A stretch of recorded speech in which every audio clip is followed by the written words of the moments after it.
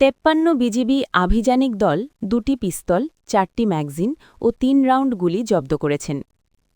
চাঁপাইনবাবগঞ্জ জেলা প্রতিনিধি মোহাম্মদ সেতাউর রহমানের প্রতিবেদনে চাঁপাইনবাবগঞ্জের মাসুদপুর সীমান্ত এলাকা থেকে 2টি পিস্তল, 4টি ম্যাগজিন ও 3 রাউন্ড গুলি জব্দ করেছে চাঁপাইনবাবগঞ্জ ব্যাটালিয়ন 53 বিজিবি।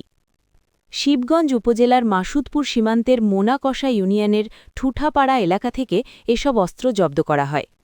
মঙ্গলবার দুপুরে 53 বিজিবির সদর দপ্তরে আয়োজিত এক সংবাদ সম্মেলনে বিষয়টি নিশ্চিত করেন ব্যাটালিয়নের অধিনায়ক লেফটেন্যান্ট কর্নেল কাজী মুস্তাফিজুর রহমান।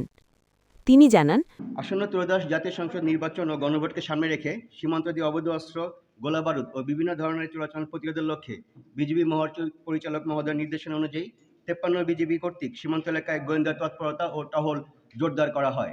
এই ধারাবাহিকতায় আজ নিজস্ব গোয়েন্দা তথ্যের ভিত্তিতে সকাল আনুমানিক 5:30 ঘটিকায় মাসুদপুর বিএপির একটি চৌকস টহল দল সীমান্ত হতে প্রায় 200 গজ বাংলাদেশের অভ্যন্তরে চাঁপাইনবাবগঞ্জ জেলার শিবগঞ্জ থানাধীন মোনাকষা ইউনিয়নের ঠোঁটাপাড়া গ্রামে একটি অভিযান পরিচালনা করে। উক্ত অভিযান পরিচালনা করে 2টি বিদেশি পিস্তল, 4টি ম্যাগজিন ও 3 রাউন্ড গুলি উদ্ধার করে।